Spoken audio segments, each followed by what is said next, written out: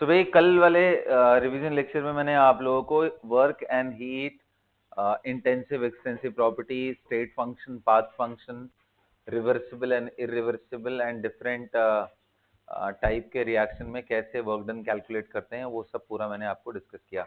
आज हेडिंग डालो, internal energy समझते हैं क्या होता है। तो देखो, इंटरनल एनर्जी ना बेटा, so what is internal energy? देखो ध्यान से सुनो, जैसे ये इधर ध्यान दो, इधर ध्यान दो। जैसे मान लो ये हमारा अर्शदीप है,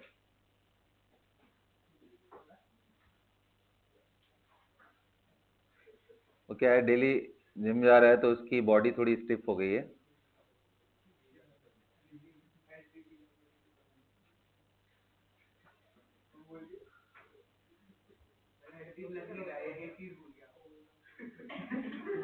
नहीं ऐसा नहीं, ठीक है। ओके, सो ये डबल मीनिंग वाली बातें नहीं क्लास में ना। यहाँ पे देखो क्या है कि अब देखो, एक तो ये है कि अर्शदीप मान लो रनिंग कर रहा है, इसकी स्पीड v है, इस पे किसी ने धक्का मार दिया, फोर्स f लगा दिया, ये सब एक्सटर्नल चेंजेस। इंटरनल मतलब इसके जो मॉलिक्यूलर लेवल में क्या चेंजेस हो रहे हैं, वो इसका इंटरनल कॉम्पोजिशन। कहीं भी भाग रहा हो, अगर मान लो यहीं पे बगल में कौन बैठ जाए इसके साथ, अर्नो दुग्गल, क्योंकि ये बॉडी बिल्डर है तो बिठा सकता है, उसके साथ अगर भागता रहे बिल्कुल यहीं बैठ के, और अगर इसके पास इतनी पावर हो कि ये अंदर के सारे चेंजेस देख सकता है, तो अंदर होने वाले सारे चेंजेस को हम इंटरनल वर्ड नाम देते हैं। सो chemical reaction is all about internal thing only, okay, वो बाहर से कोई लेना देना नहीं है। आप डब्बे के अंदर KMnO4 और ऑक्सैलिक एसिड मिला के डब्बे को लेके दौड़ भी रहे होगे ना, तो भी रिएक्शन अंदर हो रहा होगा। सो इंटरनल चेंजेस के बारे में मैं डिस्कस कर रहा हूँ। सो इंटरनल एनर्जी क्या है? Sum of all type of internal potential and internal kinetic energy. जैसे ही मैंने वर्ड बोला all type of internal potential energy और इंटरनल काइनेटिक एनर्जी, जैसे ही मैंने बोला, सो काइनेटिक एनर्जी में आपके वो सारे टर्म आ जाएंगे, वाइब्रेशनल, रोटेशनल, ट्रांसलेशनल, है ना बेटा। और सिर्फ इतना ही नहीं आपके दिमाग में आएगा, सर चलो मॉलिक्यूल्स, जैसे मान लो मैं O2 और H2O की बात कर लूं, ये मॉलिक्यूल है। अब इस मॉलिक्यूल का तो अपना रोटेशन, वाइब्रेशन मतलब जो OH बॉन्ड स्ट्रेच हो रहा होगा, ट्रांसलेशन मतलब एक पॉइंट से दूसरे पॉइंट जा रहा होगा। बात वहीं खत्म नहीं होती। हाइड्रोजन एटम कैसे मिलके बना हुआ है, एक प्रोटॉन एक इलेक्ट्रॉन, उसमें इलेक्ट्रॉन का काइनेटिक एनर्जी क्या है, प्रोटॉन का kinetic energy. Oxygen 8 proton 8 electron 8 neutron से, जनरल ऑक्सीजन की मैं बात कर रहा हूँ, O16 आइसोटोप, इतने से बना हुआ है। उसके अंदर में फोर्सेस कैसे हैं, एनर्जीज कैसी हैं, वो सब। तो आई होप इतने से आपको इतना आइडिया लग गया होगा कि हम न्यूक्लियर लेवल पे वेल डिफाइंड फोर्स वगैरह का मैग्नीट्यूड हम कभी दिखा नहीं पाते हैं, जिसकी वजह से इंटरनल एनर्जी एब्सोल्यूट वैल्यू हम कभी नहीं निकाल सकते। So we can't determine absolute value, absolute value we can't determine. ठीक है, okay, that's so great. Internal energy का आप एब्सोल्यूट वैल्यू नहीं, किसी तरीके से आप काइनेटिक एनर्जी निकाल भी ले जाओ तो कितने लोग कह रहे हैं पोटेंशियल नहीं निकाल पाएंगे, क्योंकि जब न्यूट्रॉन न्यूट्रॉन मिलके न्यूक्लियस बना रहे होंगे, उस समय क्या एनर्जी का स्टेटस है, उसके बाद इलेक्ट्रॉन आ रहा होगा, उसके बाद एक मॉलिक्यूल दूसरे मॉलिक्यूल, मतलब इतने सारे टर्म्स हैं कि हम लोग इंटरनल एनर्जी की वैल्यू को नहीं निकाल सकते। यू नहीं निकाल सकते, interestingly change in internal energy निकाल सकते हैं। सो नेचुरली वो U2 माइनस U1 से तो नहीं निकाल रहे होंगे, कोई ना कोई हम तरीका यूज कर रहे होंगे थर्मोडायनेमिक्स का। यहीं पे यूज आता है थर्मोडायनेमिक्स का फर्स्ट लॉ। फर्स्ट लॉ क्या बोलता है कि अगर अर्शदीप को बाहर से एनर्जी सप्लाई किया जाए इन फॉर्म ऑफ हीट और इन फॉर्म ऑफ वर्क, अगर आप उसको एनर्जी सप्लाई करते हो, हीटिंग करते हो, तो नेचुरली उसका इंटरनल एनर्जी राइज करेगा, और ये जो राइज करेगा, चेंज आएगा, वो डेल्टा यू और delta E must be equal to the energy you are supplying by these two process. अच्छा, इस W के अंदर सारे टाइप के एनर्जी है। मान लो कि उसको हीटिंग कर रहे हो, रबिंग कर रहे हो ना, और साथ में मतलब एक्सपेंशन कंप्रेशन रिलेटेड वर्क कर रहे हो, सारा चीज आएगा यहाँ पे Q plus W is equal to delta U. समझ में आया? ओके। अब यहाँ पे इंटरेस्टिंग चीज ये देखना है कि इस इक्वेशन के अंदर delta U is a state function, और ये क्या है? दोनों पाथ फंक्शन।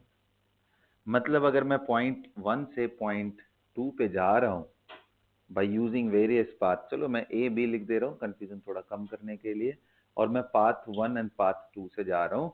अगर मैंने बोल दिया इधर से इधर जाने में, स्टेट ए से बी जाने में, जब मैंने पहला अटेम्प्ट लिया उसमें 10 किलो जूल वर्क हुआ और हीट मैंने सप्लाई किया 20 किलो जूल, और यहाँ मैं बोल दूं कि Q का वैल्यू मेरा 50 किलो जूल है, तो बताओ W का value question mark. Can you solve this? Solve it. बिल्कुल, क्योंकि आप क्या बोलोगे, क्योंकि ये स्टेट फंक्शन है तो डेल्टा यू दोनों जगहों पे क्या होगा? सेम होगा। तो आप बोलोगे W1 plus Q1 must be equal to W2 plus Q2 provided state is same. समझ में आया? Y?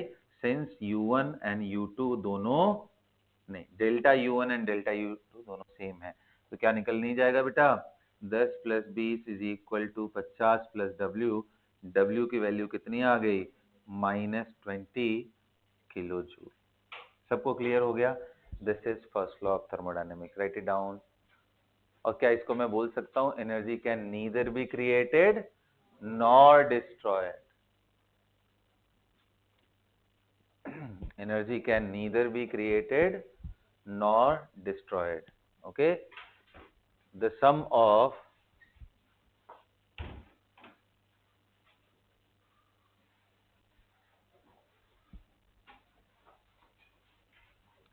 energy can neither be created nor destroyed. The sum of heat and work, heat supplied and work done on the system is equal to change in internal energy. You can write with this example and जरूर coat करना कि ये कैसा function है? State function.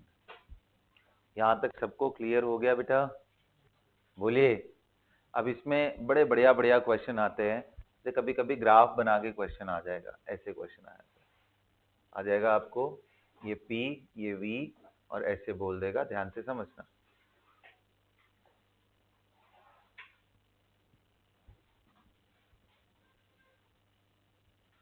और B से ऐसे घूम करके इसके लेवल में ऐसे मैच करा।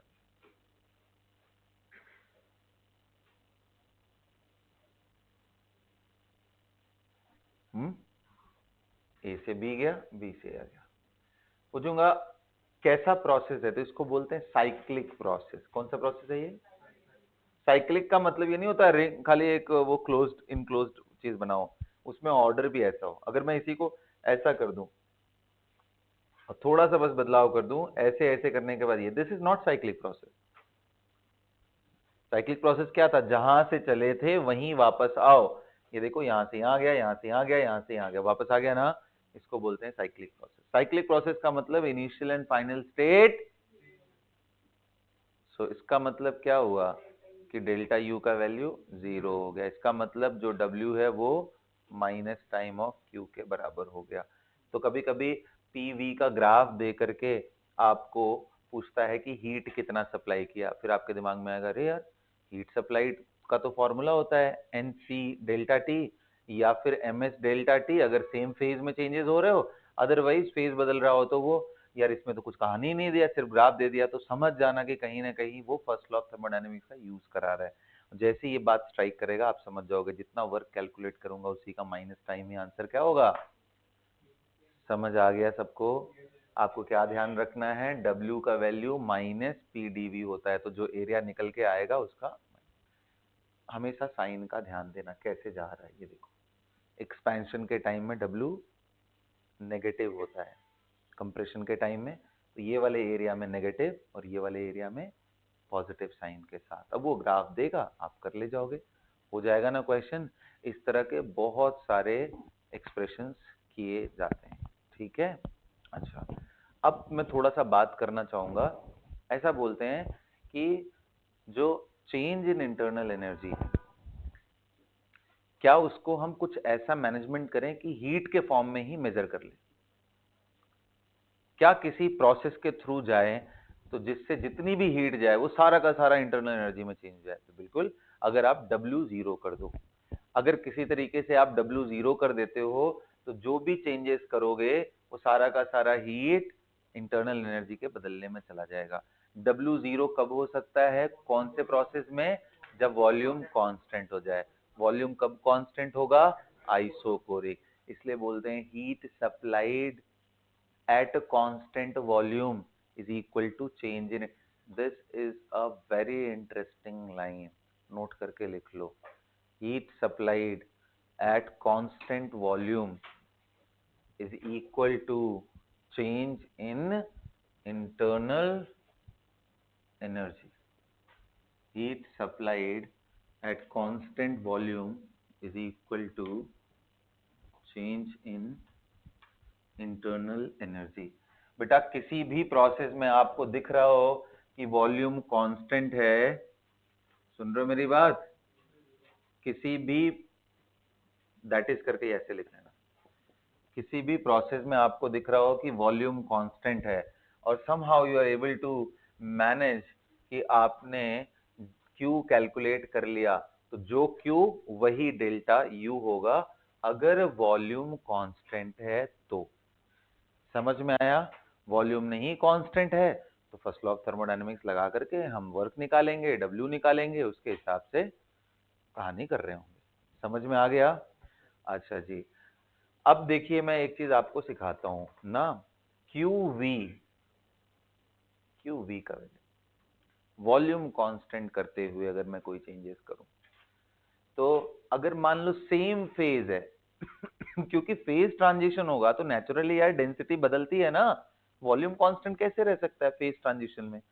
सेम फेज में कोई चीज हो तो उसमें ट्रांजिशन हो सकता है कि वॉल्यूम कांस्टेंट रखते हुए मेंटेन कर ले। जैसे मान लो एक लोहे का टुकड़ा लिया मैंने और उसको 50 डिग्री तक गर्म किया, अभी ठंड का टाइम चल रहा है, मान लो 10 डिग्री रात में शुरू किया, उसको 50 डिग्री तक गर्म किया, तो क्या आयरन ब्लॉक स्वेल कर जाएगा क्या? नहीं बाबा, उसका वॉल्यूम लगभग वही रहेगा। तो कैसा चेंज हुआ वो?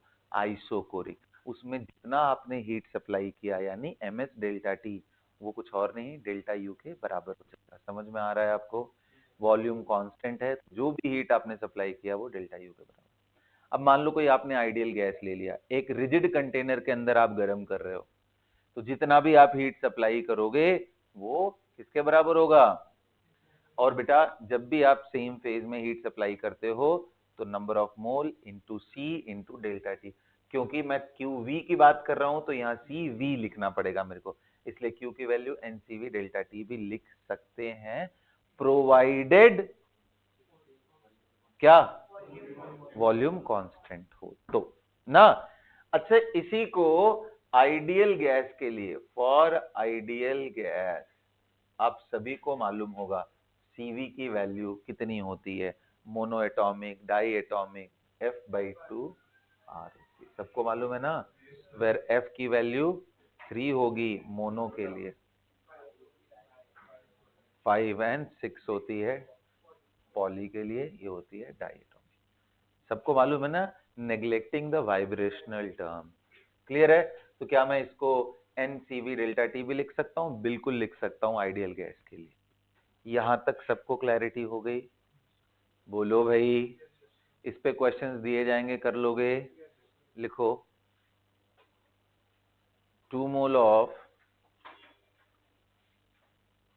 Of nitrogen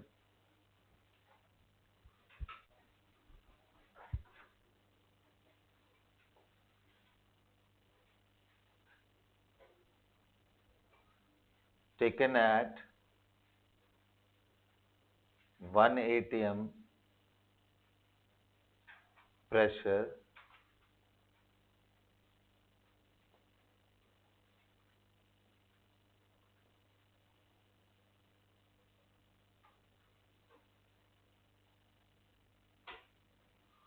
Okay, 2 mole of nitrogen gas taken at 1 atm pressure and 27 degree Celsius.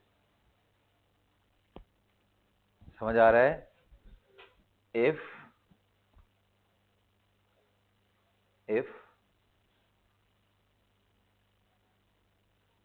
the system undergoes change in state such that if the system undergoes change in state such that such that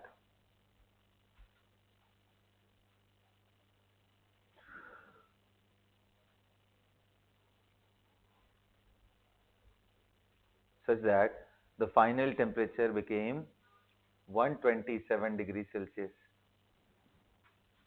Such that the final temperature became 127 degrees Celsius. Then find change in internal energy. अच्छा, आपने ध्यान दिया, मैंने ये बताया ही नहीं कि कैसे हुआ, मैंने प्रोसेस बताया ही नहीं कि कैसे हुआ। वो PV⁴ से गया या रिवर्सिबल से गया, इरिवर्सिबल, कुछ नहीं बताया, मैंने सिर्फ आपको इनिशियल स्टेट दिया एंड फाइनल स्टेट दी। यही दिया है ना? बोलिए बेटा। हाँ, अंडरस्टूड है कि मैं कोई लीकेज नहीं होने दे रहा हूं, समझ गए? तो आप खुद दिमाग लगाओ, मैं कौन से फंक्शन की बात करना चाह रहा हूं। नेचुरली मैं बात करना चाह रहा हूं स्टेट फंक्शन की। Then find change in internal energy delta U. ठीक है, आपको डेल्टा यू बताना है, इसलिए हमें पाथ का कोई जरूरत है ही नहीं। नाइट्रोजन क्या है? आइडियल गैस है। चलो बताओ, फटाफट आंसर बताओ।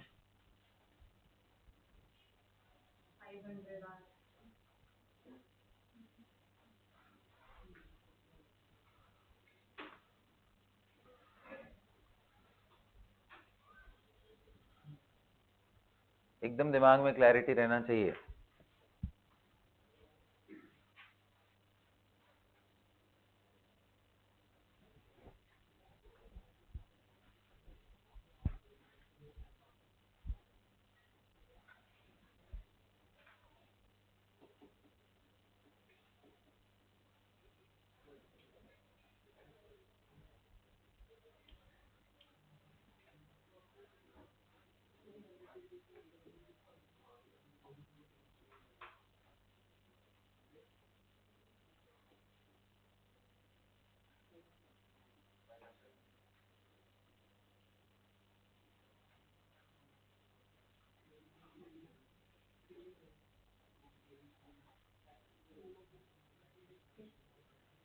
हो गया बेटा? कर लिया आप लोगों ने? क्या आएगा आंसर? बड़ा सिंपल है सर, डेल्टा यू का वैल्यू हमें मालूम है कि NCV डेल्टा T होगा। CV का वैल्यू कौन सा गैस लिया है? N2, मोनो है, डाई है, ट्राई है? तो 5/2R हो गया।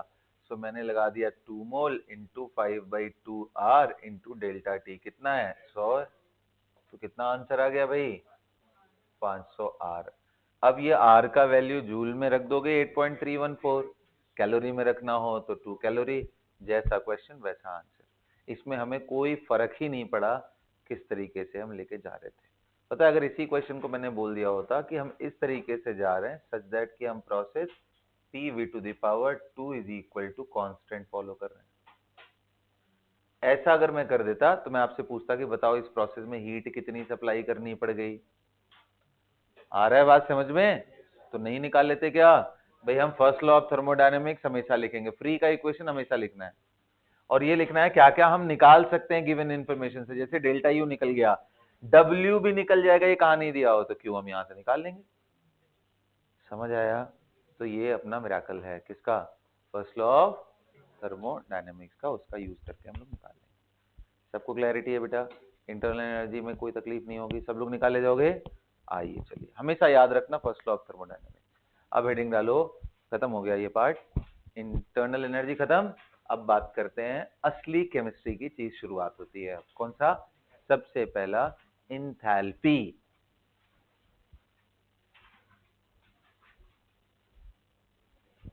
अब तक हमारा डायनेमिक्स का पोर्शन चल रहा था, यहां तक की चीजें आप फिजिक्स में भी यही पढ़ते होगे। अब इसके बाद फिजिक्स का कहानी खत्म होता है। एंथैल्पी वहां पे नहीं डिस्कस करना होता है, राइट। अच्छा बेटा, सो इंथैल्पी कैसे डिफाइन करते हैं? तो इंथैल्पी एक स्टेट फंक्शन है, सबसे पहली बात तो यही लिखना है, enthalpy is a state function just like internal energy. So H को डिफाइन कैसे करते हैं? बोलते किसी भी सिस्टम का एच निकालना हो ना, तो उसका जो भी प्रेशर हो और जो भी वॉल्यूम हो उसका प्रोडक्ट और उसमें इंटरनल एनर्जी जोड़ दो। H is the sum of U plus PV. मजे की बात यह है कि U भी हम डायरेक्टली निकाल नहीं सकते हैं, तो H भी डायरेक्टली निकाल नहीं सकते हैं। हमारे लिए अगेन क्या सिग्निफिकेंस रखेगा? Delta H, not delta, sorry not H, delta H हमारे लिए मायने। फिर हमारे दिमाग में आएगा यार, जब हम H नहीं निकाल सकते हैं तो H2 माइनस H1 कैसे निकाल पाएंगे? नहीं निकाल पाएंगे, तो फिर हम कोई ना कोई तरीका अपनाएंगे जिससे हीट के टर्म में हम कर पाए। तो हीट के टर्म में आ जाओ, देखते हैं कितने लोग कह रहे हैं कि इसको अगर मैं इस फॉर्म में लिखूं, DH is equal to DU plus P D of PV लिखना पड़ेगा ना बेटा? सबको समझ में आ रहा है? और कितने लोग कह रहे हैं इसको मैं लिख सकता हूं DU plus D of PV, PDV plus VDP। अभी कितने समझदार प्राणियों को लग रहा है कि DU प्लस PDV अगर वर्क डन ऐसा हो रहा है जो सिर्फ एक्सपेंशन कंप्रेशन से रिलेटेड हो, तो ये कुछ और नहीं बल्कि क्या बन जाता है? DQ या Q बन जाता है, स्मॉल q। ये सुनो, DH is equal to this value। आपको याद आ रहा है? Using first law, if only PV work is taking place,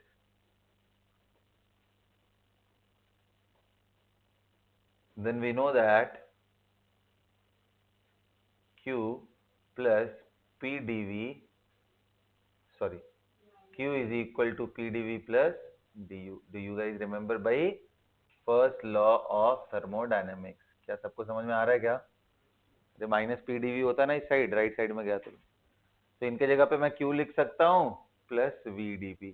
अब इस एक्सप्रेशन को देखो, ध्यान से देखो, कई बार देखो, बहुत बढ़िया से देखो। अगर आपने हीट के टर्म में मेजर करना था ना, अगर आपने ये टर्म जीरो कर दिया तो जो हीट सप्लाई करोगे वो डेल्टा एच के बराबर आ जाएगा। ये टर्म जीरो कब होगा? जब प्रेशर, बहुत मजेदार स्टेटमेंट है।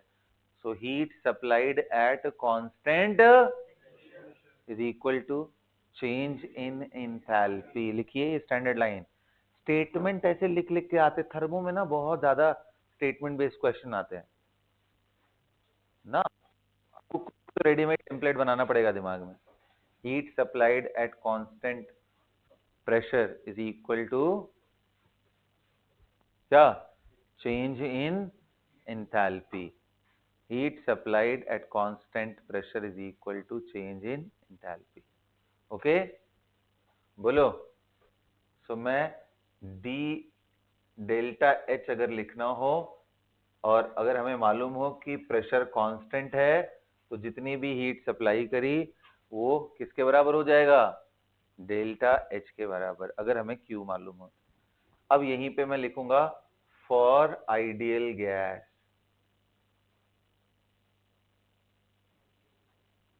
यही चीज क्या हो जाएगा?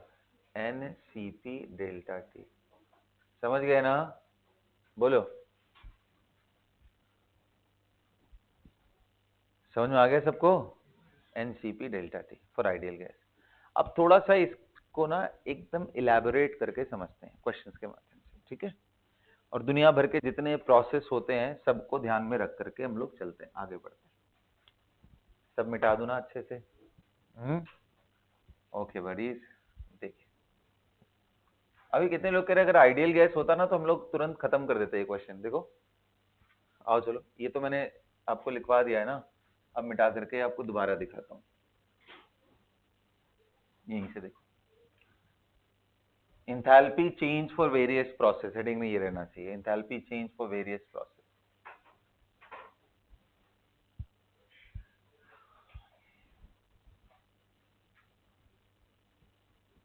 देखो मैंने बोला था कि हमारे जो फिजिकल ट्रांसफॉर्मेशन होते हैं, सबसे पहले फिजिकल चेंजेस। फिजिकल प्रोसेस का मतलब ये हुआ कि कभी कोई केमिकल रिएक्शन नहीं हो रहा हो उसके अंदर। अब फिजिकल प्रोसेस में दो पार्ट आता है, विद इन सेम फेज और फेज चेंजेस।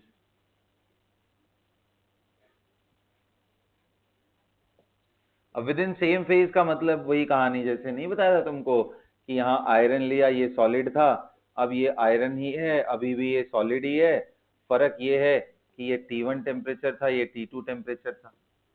बोलो, ये T1 टेम्परेचर है, ये T2 टेम्परेचर है, और इसका स्पेसिफिक हीट दिया हुआ है तुमको है, या मोलर हीट कैपेसिटी C दिया हुआ है। तो कितने लोग कह रहे हैं Q तो हम तुरंत निकाल लेंगे, Q का वैल्यू क्या हो जाएगा, MS डेल्टा T या फिर NC डेल्टा T, यही है ना। अब मुझे एक बात बताओ, सेम फेज में ट्रांजिशन हो रहा है, तो क्या delta H and delta U अलग अलग होंगे कि सेम ही होंगे। तो भी कितने लोग कह रहे हो हमें तो ये मालूम है कि हीट सप्लाई करते समय अगर वॉल्यूम ना चेंज हो तो जितना हीट सप्लाई किया हो वही क्या होगा, डेल्टा U के बराबर। सो आयरन ब्लॉक से आयरन ब्लॉक जा रहे हो, डेंसिटी में कोई खास चेंज हो नहीं रहा है, तो जितना यहां से यहां जाने में आपका क्या चेंजेस आया, हीट का वैल्यू आया आपका, वही डेल्टा U हो जाएगा। अगला क्वेश्चन, हमें ये भी मालूम है कि अगर प्रेशर कांस्टेंट हो एक्सटर्नली जो इसके सरफेस पे लग रहा है, अगर मैं ओपन एटमॉस्फेयर में करा रहा हूं तो 1 atm 1 atm दोनों जगह मेंटेन है, पूरे प्रोसेस के दौरान मेंटेन है, प्रेशर भी कांस्टेंट है, तो कितने लोग कह रहे हैं वही हीट। तो इसलिए सॉलिड के प्रोसेस में डेल्टा H डेल्टा U में कोई खास डिफरेंस होता भी नहीं, क्योंकि उसका वॉल्यूम भी कांस्टेंट रहेगा प्रोसेस के दौरान और प्रेशर भी कांस्टेंट रहेगा। लेकिन ध्यान रखना, कई बार ना बहुत माइन्यूट लेवल पे क्वेश्चन पूछे जाते हैं। क्वेश्चन अगर आपसे ये पूछ दे एग्जामिनेशन में, ध्यान से सुनो मेरी बात, पूछ दे कि इसका डेंसिटी इतना था, इसका डेंसिटी इतना, मतलब वो ये बता रहा है कि वॉल्यूम कांस्टेंट नहीं है, तो उस समय जो चेंजेस हो रहे हैं वो सिर्फ और सिर्फ heat supplied at constant pressure यानी डेल्टा H मालूम चल गया। डेल्टा H मालूम चल जाए तो क्या आप डेल्टा U नहीं निकाल सकते हो using the above big equation, हम लोग देख करके यूज कर लेंगे, ठीक है, निकल जाएगा। बोलो, बिल्कुल निकल जाएगा, क्योंकि भाई हमें मालूम है delta H is equal to delta U plus मतलब यार इंटीग्रल ऑफ dPV है, यही है ना। अरे मोटू, दोनों का डी लगेगा ना, उसका इंटीग्रल करना पड़ेगा, उसको डेल्टा नहीं लिख सकता, ठीक है। अब ये करोगे तो कितने लोग करें, डीपीवी का इंटीग्रल पीवी होता है, पीवी का मतलब वन स्टेट से टू स्टेट का मतलब P2V2 माइनस P1V। अरे आ रहा है क्या बात समझ में। और प्रेशर कांस्टेंट है तो V2 माइनस V1, ये कुछ और नहीं बल्कि क्या है, वर्क डन का नेगेटिव साइन, ये सुनो। तो क्या अगर आपको प्रेशर मालूम हो 1 atm, डेंसिटी दिया हो V2 V1 मालूम चल गया, वो उठा के यहां रख दोगे, डेल्टा H आपको मालूम हो कि वो कुछ और नहीं बल्कि हीट ही है डायरेक्टली, क्योंकि प्रेशर कांस्टेंट था, तो क्या डेल्टा U डायरेक्टली नहीं निकल जाएगा। यही ट्रैप होता है, इसी को समझदारी से यूज करना होता है। प्रोसेस समझो, इक्वेशन को उस हिसाब से यूज करो। आइए अगला देखते हैं। मान लो फेज चेंजेस हुआ, और ये क्वेश्चन मैं आपसे पूछूंगा, H2O यहाँ पे क्या है, आइस। मान लो इसको मैं लिक्विड ले रहा हूं और इससे क्या बन रहा है, H2O वेपर। मैंने आपको क्या दे रखा है, डेल्टा H वेपराइजेशन। से फॉर एग्जाम्पल थोड़ा मल्टीप्लाई करके एक वैल्यू मुझे बताओ तो, 18 मल्टीप्लाई बाई 540, 9720, इतना आ रहा है, इंटू 4.18, 4.18, 14, हाँ मतलब पावर में बताओ तो क्या लिखेंगे, 10 के पावर में, डेसिमल के 2 प्लेसेस इंटू 10 के पावर में, डेसिमल के 2 प्लेस यार, 4.06 आ रहा है। चलो तब इसको तो 4 ही रख लेते हैं, 4 इंटू 10 के पावर 4 क्या जूल आ रहा है।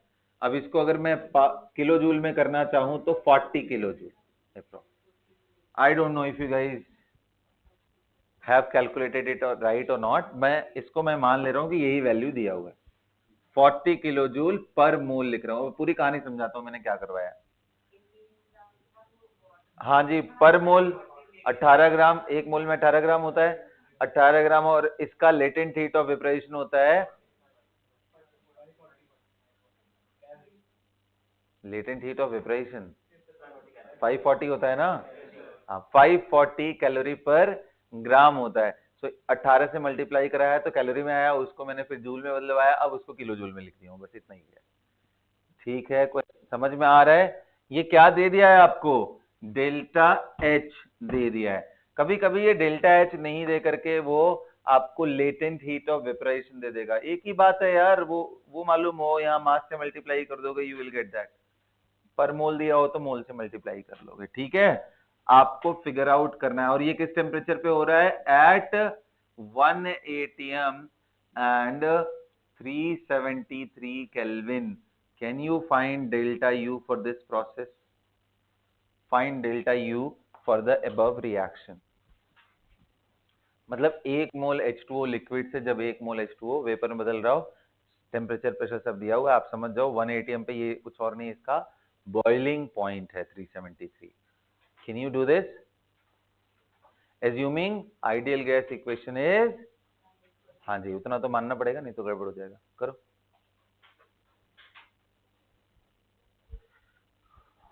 देखिए क्या निकालते हो। You guys can use the calculator, no problem. जो आंसर चाहिए।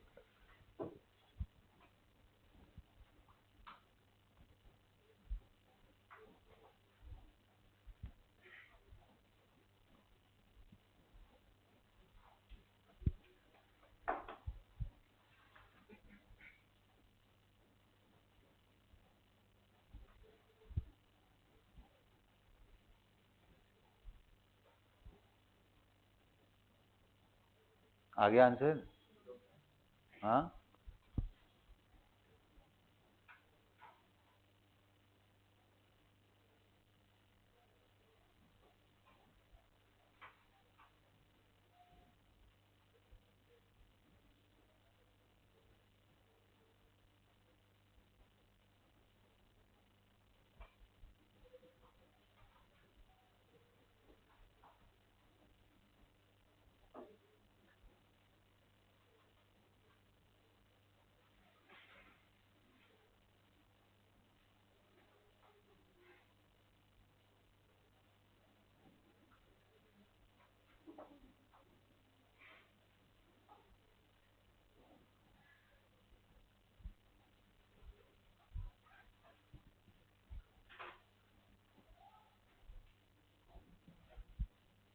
चलो बेटा मैं बताऊं, करें डिस्कस। आइए, तो कितने लोग कहेंगे हम तो यही इक्वेशन यूज करेंगे, delta H is equal to delta U plus pressure constant है V2 minus V1। Do you guys agree? Delta H दिया हुआ है बेटा, क्या P into V2 minus V1 नहीं निकाल सकते हो? बिल्कुल निकाल सकते हैं। प्रेशर कितना है, 1 atm। वॉल्यूम V2 कितना है यार, 1 मोल अगर वेपर में बदल जाए तो volume of H2O vapour per mole is equal to N1 into R का वैल्यू कितना, एटीएम लीटर में अगर यूज करना चाहते हो तो 0.08 into 373 divided by pressure 1 atm। कितना आ रहा है ये लीटर में? कल निकाला था हम लोगों ने ये वैल्यू, याद ही कर जाओ यार। 32 आया था ना शायद कल, देखो ये वैल्यू याद कर जाओ भाई, बार बार यही आएगा क्वेश्चन, एकदम फिक्स है यार, इसमें क्या करेगा एग्जाम में। 32 आ गया लीटर में। अभी कितने लोग कह रहे हैं 32 माइनस उधर वाला नेग्लिजिबल है, अरे लिक्विड है, 1 ग्राम पर ml होगा, 18 ग्राम 18 ml, समझ रहे हो ना? तो लगभग ये 18 अपॉन 1000, इसको नेग्लिजिबल कर देंगे तो पूरा आंसर कितना आएगा, 32 atm लीटर। लेकिन ध्यान रखो मैंने डेल्टा एच किस में दिया है, किलो जूल पर मोल में, तो इसको क्या हम किलो जूल निकाल लें? ऑफ कोर्स ये पर मोल ही है क्योंकि 1 मोल के हिसाब से हमने चेंजेस निकाले हैं। ठीक है, तो कितना आएगा ये, 32 इंटू 101.3 जूल, मल्टीप्लाई करके बताओ, जल्दी बताओ। अरे इसको 100 मान लो लगभग यार, 3200 हो गया, 3.2 किलो ना, अप्रॉक्स कितना हुआ, 3 पॉइंट, बोलो ना, 2 किलो जूल पर मोल। समझ में आ रहा है? ये वैल्यू किसका हो गया, इसका यहाँ यूज कर लो यार 3.2, यहाँ तुम्हें वैल्यू मालूम है 40, उसमें से घटा लो, आंसर आ गया डेल्टा यू का। हाँ, क्या कर रहे थे इतने देर से? अगर मैं पूछता कि इसमें कितना सप्लाई हुआ इस चेंज में, आंसर आ जाता डेल्टा एच, क्योंकि प्रेशर कांस्टेंट था, कांस्टेंट प्रेशर पे जो हीट वही डेल्टा एच एंड वाइस वर्सा। बोलो ना, मजेदार क्वेश्चन। इसे सिर्फ जितना समझाया है ना उसका अच्छे से यूज करना है, बस इतना दिमाग चलाना है आपको, ठीक है? तो थर्मो आ जाएगा आसानी से।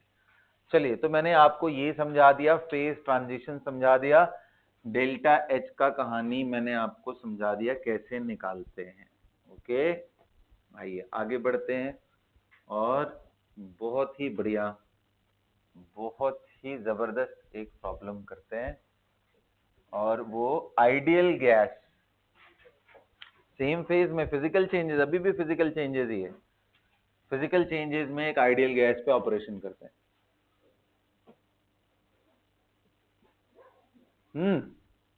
और इसमें सारा चीज निकलवाऊंगा तुम लोगों से। देखो, एक मैंने पिस्टन ब्लॉक वगैरह लगा करके, ताकि कहीं से कोई लीक ना हो, मैंने हीलियम लिया है। ओके, और मैं प्रोसेस कौन सा करा रहा हूं, I am following the process जहां पे वो 1 लीटर से कहां जा रहा है, 10 लीटर तक जा रहा है, and I am using the equation PV to the power 2 is equal to constant। 1 litre से 10 लीटर जा रहा है, इसका मोल मान लो मैंने 1 मोल दे दिया है तुमको, ठीक है, तुम्हारी तकलीफ खत्म करने के लिए।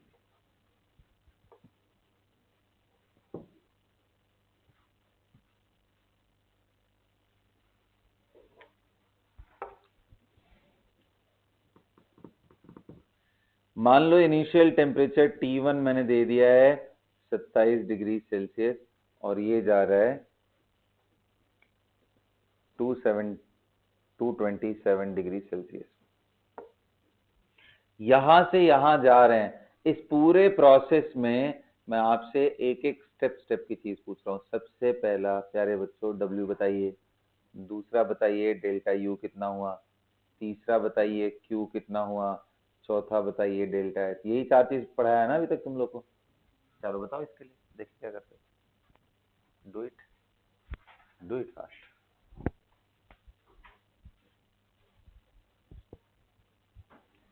देखो, ये फिजिकल चेंजेस ही है, physical changes using ideal gas.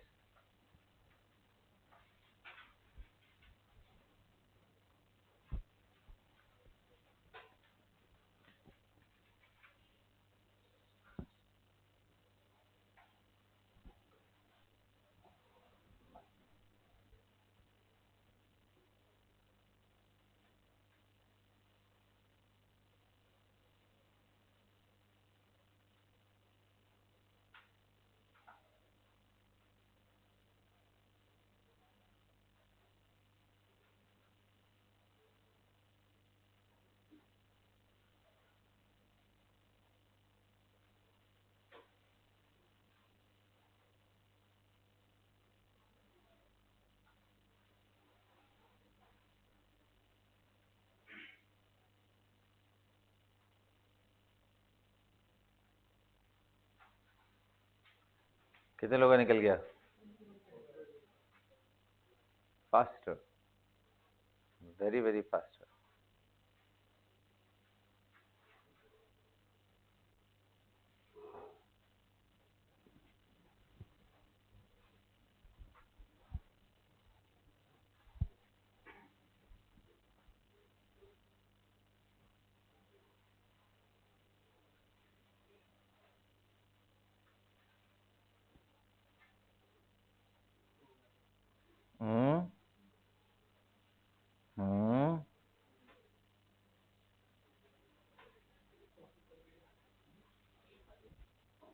हो गया बेटा? आइए, सबसे पहले कितने लोग कह रहे हैं डब्ल्यू नहीं निकला अभी तक? डब्ल्यू बताओ क्या है?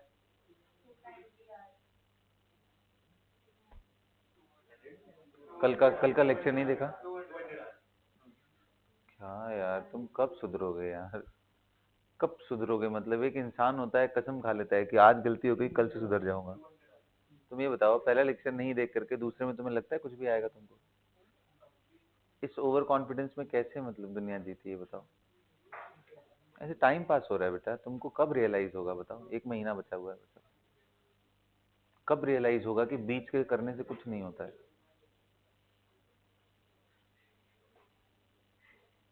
हाँ भाई चलो, हाथ तुम्हारे नजारे के लिए बस दिखा रहा हूँ। कितने लोग का आंसर आ गया? हाथ उठाओ। डब्ल्यू कितने लोग का आ गया? देखो एक बार घूम के देखो, चारों तरफ देख लो जरा। तुमको आइसोलेटेड अलग सा फील नहीं हो रहा है बिल्कुल? हम्म। बहुत ही घटिया चीज है ये डब्ल्यू। डब्ल्यू का वैल्यू कैसे निकालेंगे बेटा? हाँ बिल्कुल सही, N R delta T upon, बिल्कुल सही। बस बस खत्म हो गया। मेरे ख्याल से कुछ बताने की ज्यादा जरूरत है नहीं। मोल कितना था? आर कितना है? आर ही रहने दो। डेल्टा टी अपॉन, तो 200 आर आ गया। ये डब्ल्यू बाई क्या है? गैस है या डब्ल्यू बाई सराउंडिंग है? W by surrounding. ले, इसमें भूल जाओगे क्या तुम लोग? माइनस पीडीवी करके पूरा इंटीग्रेट किया था ना, तो डब्ल्यू बाई सराउंडिंग। ठीक है, डब्ल्यू मिल गया। बोलो भाई। और कितने लोग कह रहे हैं डेल्टा यू तो मुझे ऐसे ही मिल गया, N C V delta T से। मोल कितना था? 1 इंटू सी वी कितना है? कौन सा गैस है? Mono atomic. 3/2 R into delta T. Delta T कितना है? 200 था ना? कितना आ गया आंसर? 300 आर आ गया। भाई जिसको डेल्टा यू मालूम हो, जिसको डब्ल्यू मालूम हो, उसको क्यू नहीं मालूम क्या?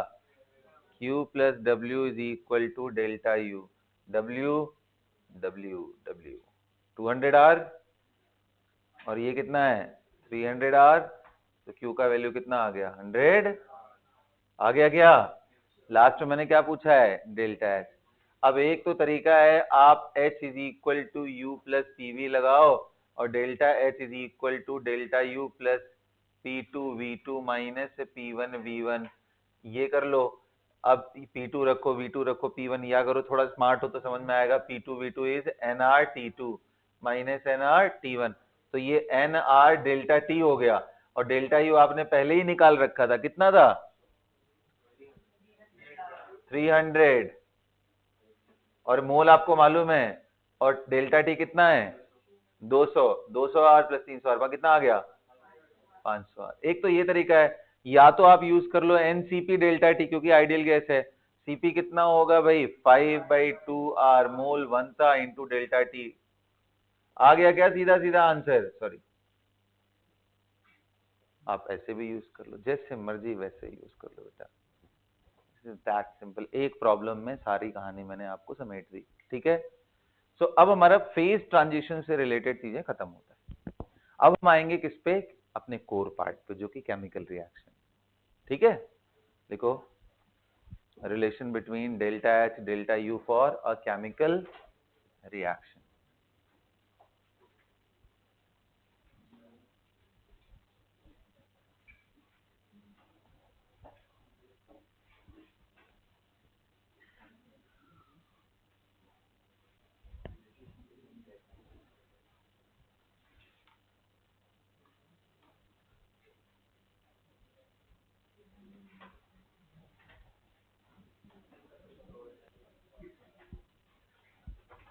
Chemical reaction.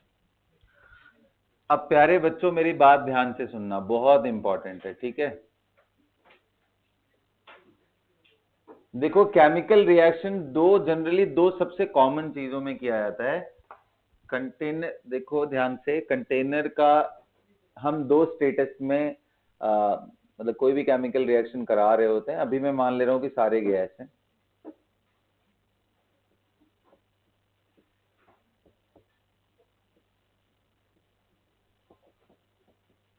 सब गैस मान लिया ना, इधर से इधर जा रहा है।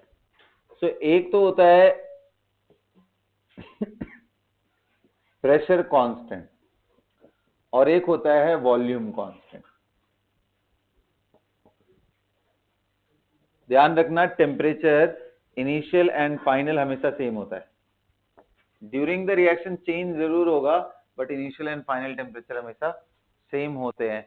तो फिर सर अगर बताओ, ये वॉल्यूम में अगर मैं मान लो यही कहानी में ले ले रहा हूं,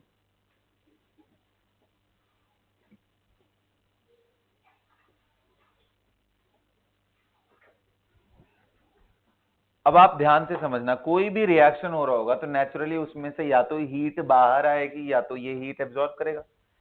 चारों तरफ इसके अगर आप पानी पानी लगा देते हो तो वाटर का टेम्परेचर मेजर करके आप ये निकाल सकते हो कितना हीट इवॉल्व हुआ है कितना नहीं, ms डेल्टा टी से। अब ये जो हीट की वैल्यू है ना, ये कभी डेल्टा यू हो सकती है और कभी कभी यही वैल्यू किसके बराबर हो जाएगी, डेल्टा एच। कब होगी डेल्टा एच, यहां डेल्टा एच हो जाएगी और यहां ये, क्योंकि यहां डब्बा, समझ में आ गया। Heat exchange at constant volume is equal to change in internal energy. आ रहा है क्या बात समझ में। ये कौन सा कंटेनर है, इसको बोलते हैं कि क्लोज्ड वॉल्यूम वाला, रिजिड वॉल्यूम वाला, पता है, यही बॉम्ब कैलोरीमीटर होता है। एनसीईआरटी में एक वर्ड सुनोगे, बॉम्ब कैलोरीमीटर। उसके अंदर क्या करते हैं, कंटेनर बिल्कुल रिजिड होता है, उसके अंदर कंबशन रिएक्शन कराते हैं, जितनी हीट निकल के आ रही होती है, क्रिश ओबेरॉय, बॉम्ब कैलोरीमीटर ना, तो जितनी भी हीट निकल के आ रही होती है वो वैल्यू हम देख लेते हैं और उसी को हम डेल्टा यू बोलते हैं। डेल्टा, समझ रहे हो ना क्या बोल रहा हूँ, यहां से डेल्टा यू, यहां से डेल्टा एच। क्लियर हुआ। इनमें से कोई भी एक वैल्यू आ जाए तो दूसरी अपने आप निकल जाती है। आप ये कंटेनर यूज कर लो क्रिश ओबरॉय, या ये कंटेनर यूज कर लो, आप जो मर्जी यूज कर लो, कोई एक वैल्यू निकाल लो, या तो डेल्टा एच या तो डेल्टा यू, दूसरा अपने आप निकल जाएगा। दो कंटेनर की जरूरत नहीं है। कैसे निकल जाएगा, let's use the equation H is equal to U plus PV. Can I say that H1 will be equal to U1 plus P1 V1? बोलो ना। U1, अब मुझे U1 मालूम नहीं है, मैं डिफरेंस लेकर के देखूंगा ना। और P1 V1 की जगह क्या लिख सकता हूं, summation of number of gaseous mole into R into T. कौन सा, रिएक्टेंट का। ये सुनो, इसी तरीके से H2 will be U2 plus summation of number of mole of gaseous product into R T. ये सुनो, अब जरा H2 माइनस H1 कर दूं, delta H is equal to delta U plus delta N G R T. Temperature constant था initial and final state का। So अब बताओ, अगर तुम्हें ये मालूम है तो ये निकल जाएगा, ये मालूम हो तो ये निकल जाएगा, क्योंकि डेल्टा एनजी आर टी तो आप रिएक्शन में देख करके बता सकते हो। ठीक है, तो ऐसे कई बार क्वेश्चन आते हैं, भाई कौन से रिएक्शन के लिए ये दोनों बराबर होंगे। सबसे घटिया क्वेश्चन, पूरे डिकेड का सबसे घटिया क्वेश्चन यही होता है कि कौन से रिएक्शन के लिए delta H and delta U बराबर होंगे, जिसमें जितना मोल प्रोडक्ट साइड में गैस हो उतना ही मोल। क्वेश्चन लिखो, हाँ नोट कर लो, बिल्कुल नोट करो एकदम। ये यहाँ लिख लेना, बॉम्ब कैलोरीमीटर। ओके, बॉम्ब याद रहते हैं।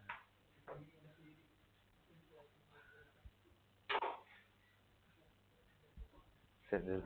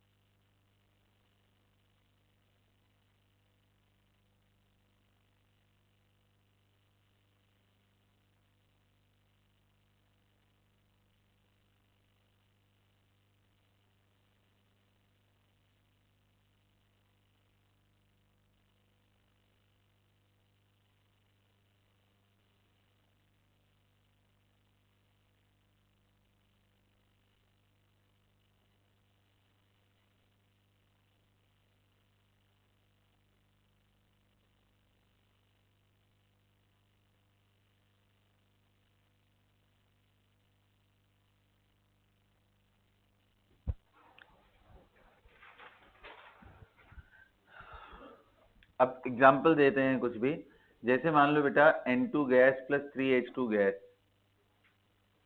2 अमोनिया, इसके लिए बताओ delta H and delta U में साइन ऑफ इनइक्वालिटी किधर की तरफ लगाऊं मैं, कौन ज्यादा होगा कौन कम होगा।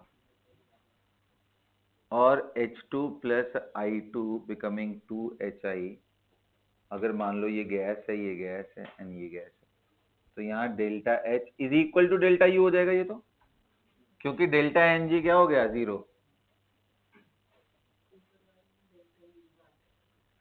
बताओ यहाँ डेल्टा NG क्या है, नेगेटिव है ना, नेगेटिव का मतलब क्या हुआ, ये हमारे रिलेशन में ये माइनस आ जाएगा। सो इसमें से कुछ घटाने से ये मिल रहा है, तो मतलब delta U is greater than delta, समझ आ रहा है क्या। ओके बड़ी, next PCl5 gas breaking down into PCl3। अच्छा मैं बार बार आदत पड़ गया है, हम लोग केमिकल इक्विलिब्रियम अभी पढ़ के आए हैं ना, साइन सीधा हो ही नहीं रहा है, वो इक्विलिब्रियम बन जा रहा है बस। ये सब गैस है, ओके। बताओ delta H is greater than delta, सबको समझ आ गया। क्वेश्चन बहुत ही घटिया क्वालिटी के होते हैं, कर लोगे ना, चलो बहुत बढ़िया। अब आते हैं हम लोग डिस्कशन करते हैं किसका, इंथैल्पी में थोड़े थोड़े ना टर्मिनोलॉजीज हैं, जैसे कई सारे नाम हैं, डिफरेंट इंथैल्पी ऑफ रिएक्शन या डिफरेंट हीट ऑफ रिएक्शन, ये ऐसे एक हेडिंग डाल करके वो सारी चीजें पढ़ लेते हैं, एक ही हेडिंग के अंदर बहुत सारी चीजें हैं, ठीक है।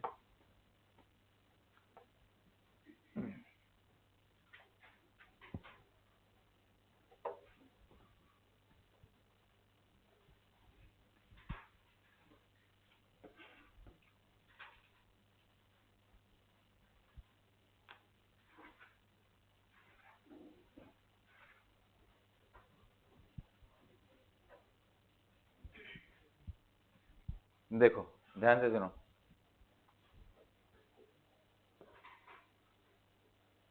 हीट ऑफ रिएक्शन कौन कौन से हैं, एक एक करके मैं समझाता हूँ।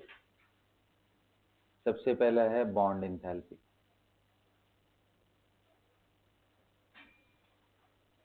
दूसरा लेके चलते हैं इंथैल्पी ऑफ एटमाइजेशन,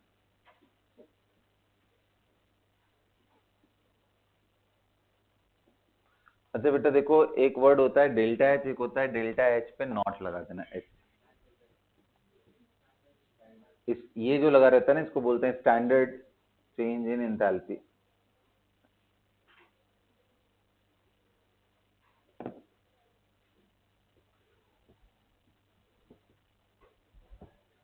अब ये स्टैंडर्ड वर्ड और नॉर्मल में क्या डिफरेंस है, तो बोलते हैं नॉर्मल तो आप किसी टेम्परेचर प्रेशर पे डेल्टा एच निकाल सकते हो, और वही अगर एक डिफाइन कर दो ना, जैसे मान लो 1 atm pressure, sorry 1 bar pressure ले लिया, delta H at 1 bar pressure and at a defined temperature, temperature usually T की वैल्यू 298 केल्विन लेते हैं, मतलब रूम टेम्परेचर का, समझ गए ना। तो इतना ही डिफरेंस है, स्टैंडर्ड बोल दे तो टेम्परेचर प्रेशर फिक्स हो गया उसके, व्हाट माय पॉइंट। सो बेटा तीसरा आता है इंथैल्पी ऑफ एटमाइजेशन, हो गया bond enthalpy, enthalpy of atomization, फिर enthalpy of formation.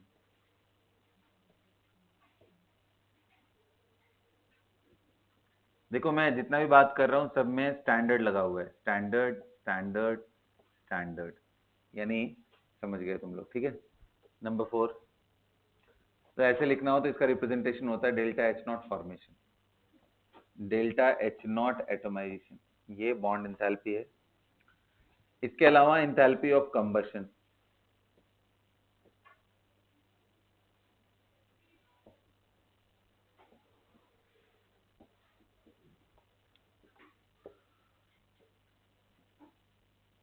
enthalpy of neutralization,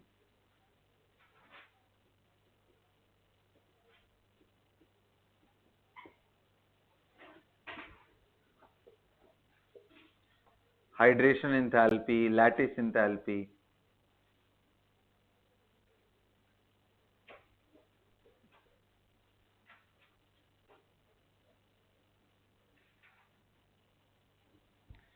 enthalpy of solution. तो ऐसे ना बहुत सारे टर्म हैं, एक एक करके समझते हैं इनको, ठीक है। सबसे पहले बॉन्ड इंथैल्पी का मतलब क्या है? The change in enthalpy associated, अगर आप कांस्टेंट प्रेशर रख रहे हो कराते समय, रिएक्शन कराते समय कांस्टेंट प्रेशर रख रहे हो, तो इतना आपने हीट दिया कि 1 मोल बॉन्ड ब्रेक हो गया किसी का, वही इसका बॉन्ड इंथैल्पी है। एग्जांपल अगर मैं बोल देता हूं, एग्जांपल ये है, if bond enthalpy of Cl2 is x, ना, this means when Cl2 gas 1 mole is broken completely into Cl gas and Cl gas, इससे रिलेटेड जो एनर्जी चेंज हुआ that is equal to bond enthalpy।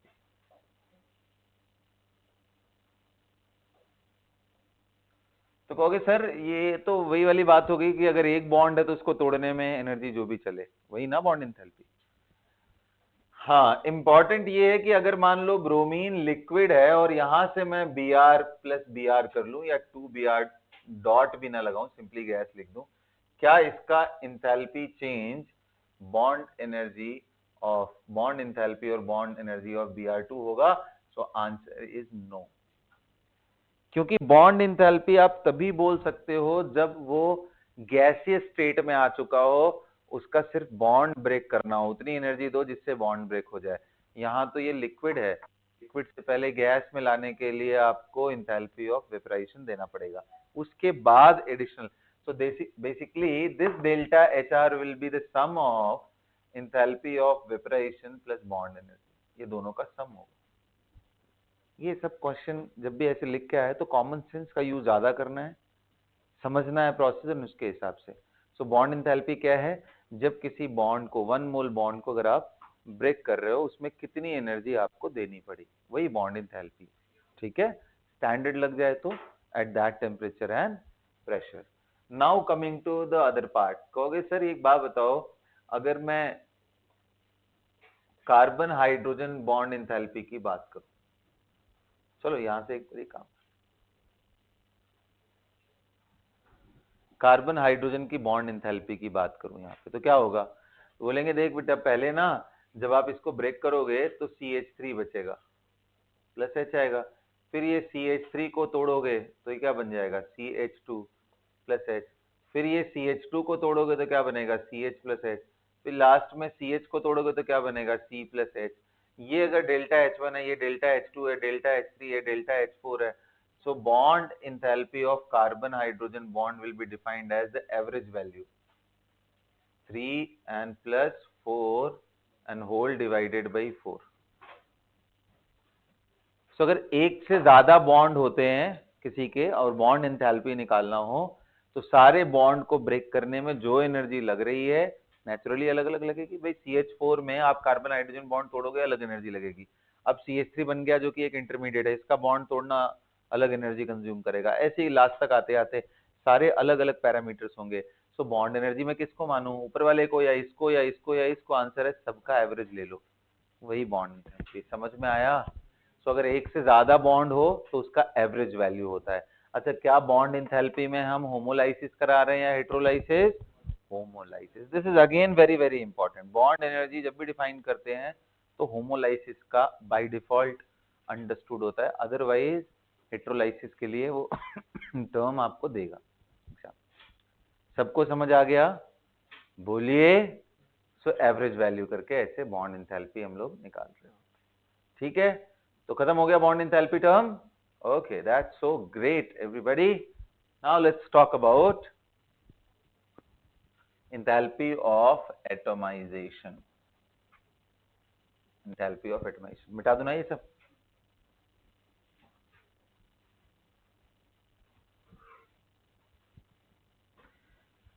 अब ये atomisation का मतलब क्या है?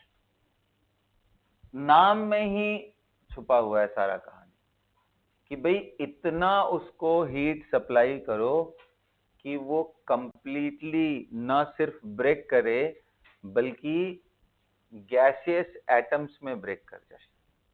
अब enthalpy of atomisation Cl2 gas का अगर कराओगे तो इसका जो भी डेल्टा एच आर होगा ये कुछ और नहीं डेल्टा एच ए होगा एटमाइजेशन का। यही अगर आप स्टैंडर्ड कर लोगे तो स्टैंडर्ड इंथैल्पी ऑफ एटमाइजेशन। ऐसे ही बेटा सल्फर सॉलिड 8, ऐसे 8 सॉलिड होता है ना, इसको सीधा इतना एनर्जी देना है, इतना एनर्जी देना है कि ये गैसियस एटम्स में ब्रेक कर जाए। इस रिएक्शन का जो भी वैल्यू होगा वो। So how do we define enthalpy of atomization? Amount of energy supplied to convert 1 mole of the given compound in whatever the hell state is that, be it solid, liquid or gas, is converted completely into atoms, gaseous atoms. Okay? तो इसके अंदर आप देखो बहुत सारे term है। इस solid से पहले क्या जा रहा होगा? गैस फेज में सब्लिमेशन। सब्लिमेशन के बाद इस 8 बॉन्ड है, 8 बॉन्ड ही है क्या? काउंट कर लो, देख लो 8 ही है कि ज्यादा है? एसिड का स्ट्रक्चर बोलो भाई।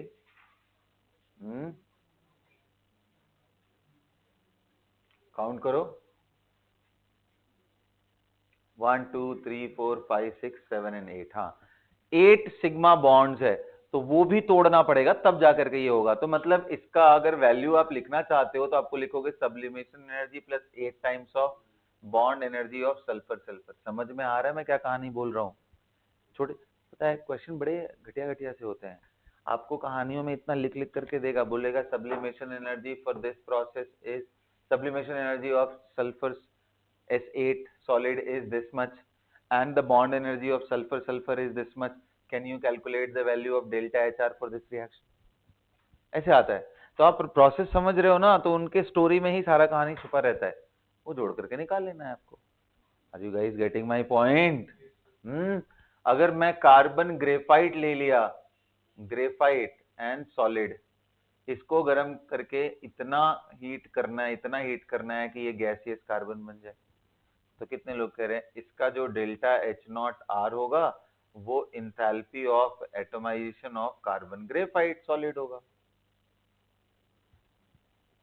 और इसमें कौन कौन सी चीजें आएंगी भाई? उसके सारे बॉन्ड तोड़ रहे हो आप सॉलिड से, सीधा वो गैस में ट्रांसफॉर्म हो रहा है। ग्रेफाइट तो सॉलिड होता है ना, 2 डायमेंशनल नेटवर्क कोवेलेंट सॉलिड है।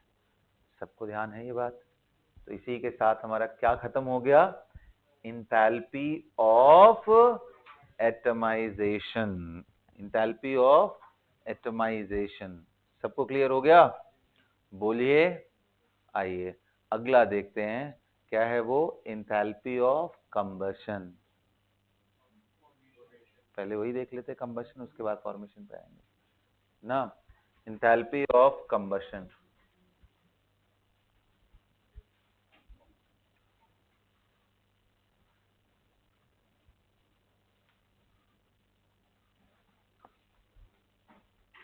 है ना। इंथैल्पी ऑफ कंबशन क्या है? What is enthalpy of combustion?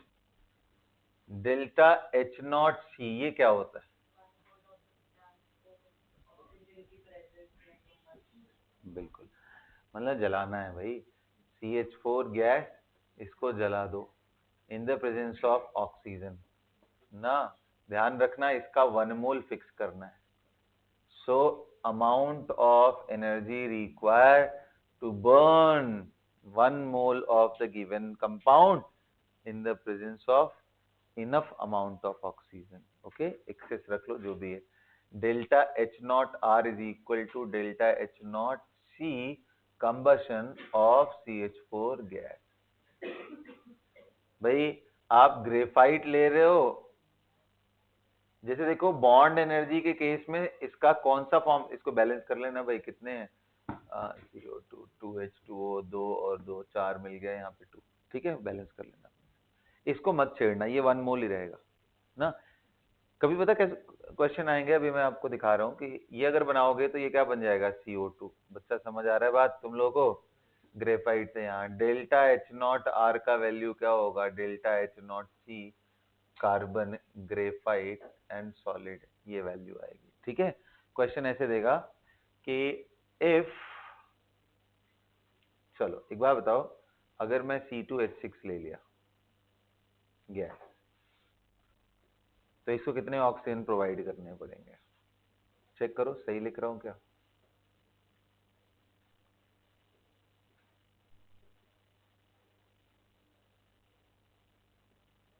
Check करो, ये बैलेंस है क्या? नहीं, नहीं बैलेंस है यार, कहाँ बैलेंस है? क्या करूं मैं? हाँ, तू नहीं हटाना चाहता, मेरा मन नहीं कर रहा है, तो इसको 7 कर दूं ना? अब देखो सही हो गया, चेक करो बैलेंस हो गया। मैं अगर आपको बोल दूं कि बेटा इस रिएक्शन का, मेरी बात सुन लो ध्यान से भाई, ओ भाई मेरी बात सुनो, मान लो ये डेल्टा एच नॉट आर की वैल्यू, से for example I have given you something like -360, okay, kilo joule पर मोल, ओके, मान लो ऐसा दिया है। And I'm asking you the question. The question is, what will be the value of enthalpy of combustion of CH3CH3 gas? If I'm asking this value, what will be the answer? Simple. इसका मतलब क्या होता है enthalpy of combustion में? इसका 1 मोल जल रहा हो, यहाँ पे कितना मोल जल रहा है, तो इसकी एनर्जी कितनी आ रही है? 360 बाहर निकल रही है, तो 1 मोल के जलने से क्या आएगा? समझ गए? कितना मतलब ऑब्वियस सा क्वेश्चन आता है, लेकिन 11th क्लास में इसी को देख के कितना डर लगता है, बाप रे बाप, पता नहीं क्या पूछ रहा है, भूत बना दिया है थर्मोडायनेमिक्स, समझ रहे हो? और जो लोग पहली क्लास छोड़ दें उनका अभी भी भूत बन रहा होगा, तुम लोग समझ रहे हो मैं क्या बोल रहा हूँ? ठीक है,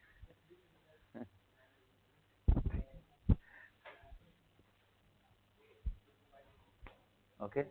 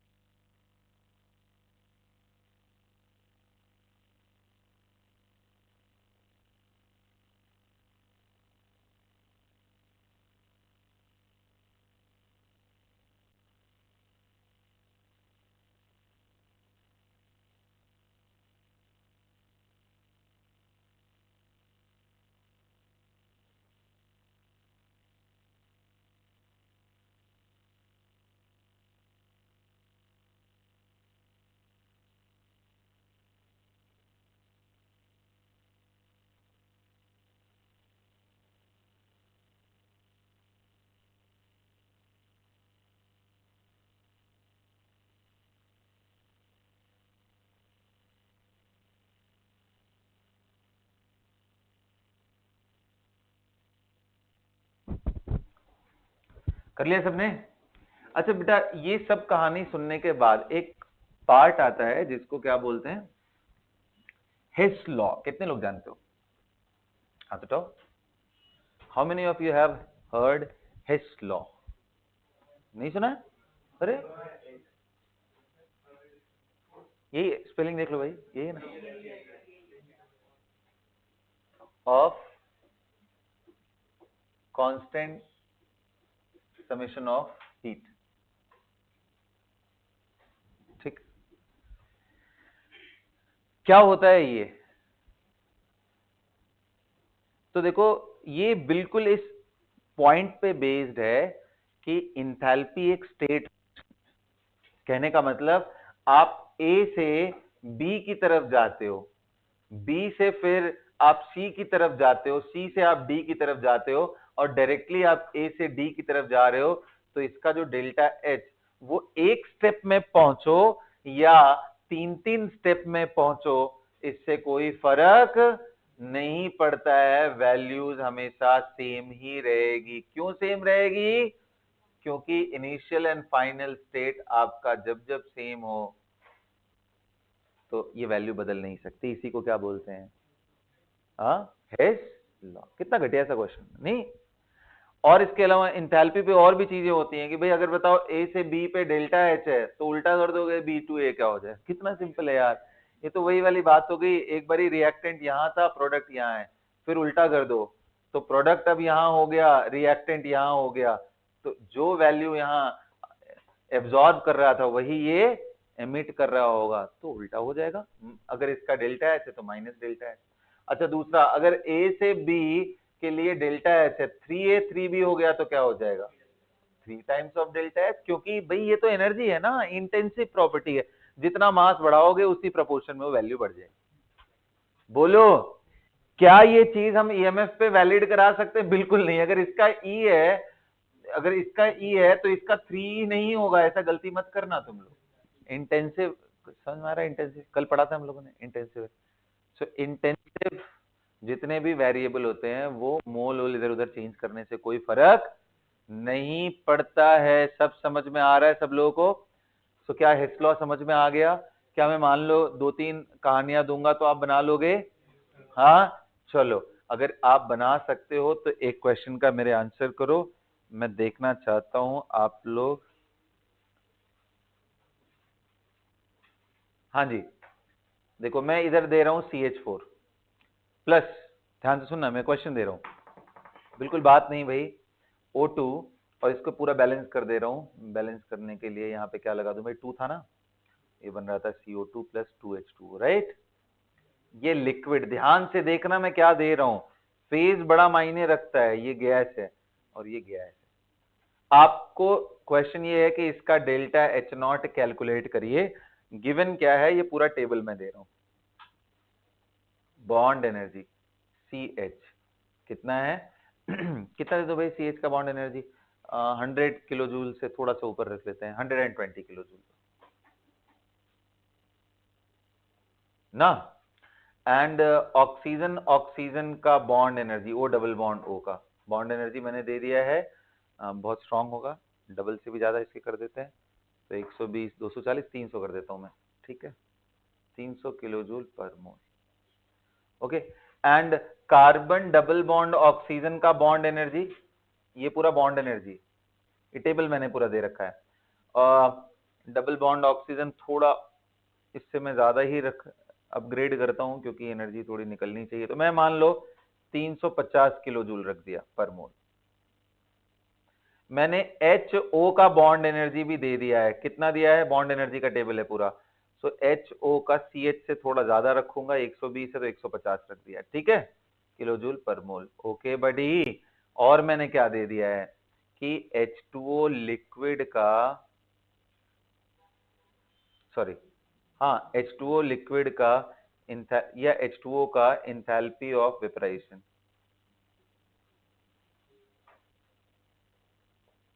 कितना होता है भाई? अभी हमने निकाला था 540 कैलोरी पर ग्राम होता है, मोटू लोग, अभी निकाला था 40 आ रहा था क्या? 40 किलो जूल, ये आ रहा था ना? 40 किलो जूल पर मोल। आइए बच्चों, इस कहानियों के मदद से आप इसका डेल्टा एच निकालिए, देखते हैं किसका आंसर सही आता है। जल्दी करो।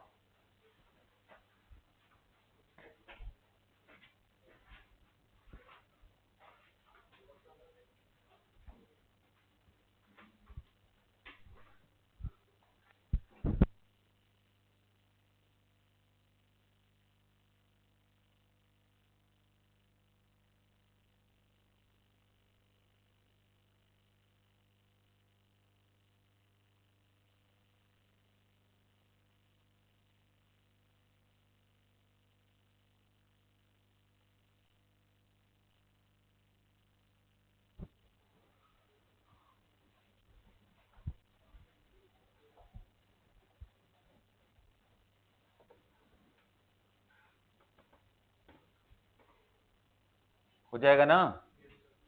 देखो कैसे करेंगे, आ जाओ देखते हैं। कितने लोग कह रहे हैं किसी रिएक्शन को हम बॉन्ड ब्रेकिंग एंड मेकिंग के फॉर्म में समझ सकते हैं। जहां बॉन्ड ब्रेक हो रहा होगा वहां एनर्जी देनी पड़ेगी और जहां बन रहा होगा वहां रिलीज होगा। तो रिएक्टेंट में मुझे देना पड़ेगा, कितना देना पड़ेगा? 4 टाइम्स ऑफ कार्बन हाइड्रोजन। कितना है? 120। ये देना पड़ेगा पॉजिटिव के साथ ना। और कितने लोग कह रहे हैं?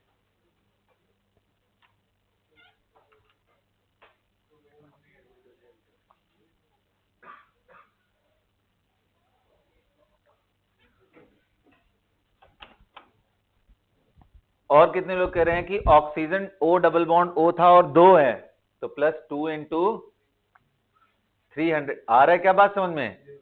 लेकिन कितने लोग कह रहे हैं इधर रिलीज हो रहा होगा, तो C double bond O double bond हो 2, तो 2 इंटू माइनस के साथ कितना? बोलो ना, 350। और प्लस माइनस कितने लोग कह रहे हैं कि हाँ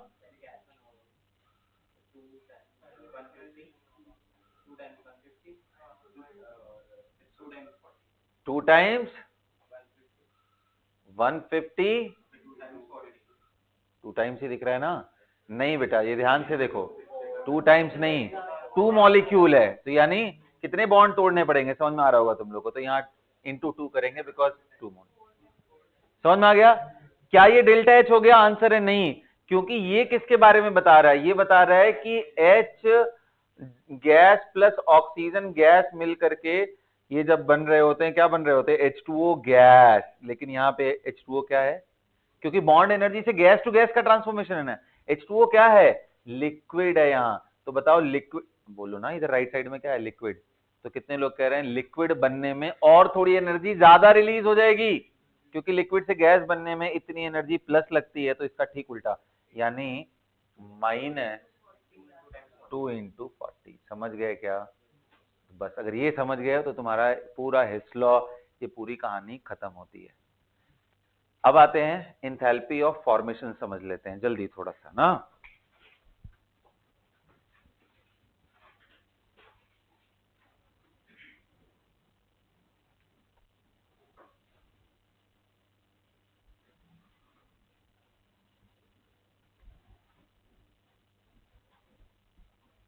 ध्यान देना, हिस्स लॉ सारे एक्सटेंसिव वेरिएबल्स के लिए वैलिड है। ओके, आइए देखते हैं फॉर्मेशन क्या होता है। So enthalpy of formation is basically equal to that enthalpy of reaction जहां पे 1 मोल कोई प्रोडक्ट बन रहा हो from their constituent element in their standard state. जैसे मैं बोलूं कि write the reaction showing the enthalpy of formation of CH4 gas, तो आप लिखोगे कि भाई CH4 बनाना तो है, प्रोडक्ट ऐसा है, ये 1 मोल बनना चाहिए, फिक्स्ड हो गया। लेकिन कहां से बने? इसके अंदर कार्बन हाइड्रोजन है ना, तो कार्बन सॉलिड से एंड हाइड्रोजन। अब जैसे ही दिमाग में आया कार्बन, तो अगला क्वेश्चन आ गया कि सर कार्बन रूम टेम्परेचर पे तो सॉलिड मिलता है, क्योंकि नॉट लिख दिया तो 28 डिग्री मतलब 25 डिग्री पे जो होना चाहिए, 25 पे कार्बन सॉलिड। अब कार्बन के भी एलोट्रॉप है, फुलरीन है, ग्रेफाइट है, बोलो। तो मैं यहाँ पे क्या रखूं फिर? तो बोलते हैं ग्रेफाइट रखो एंड सॉलिड।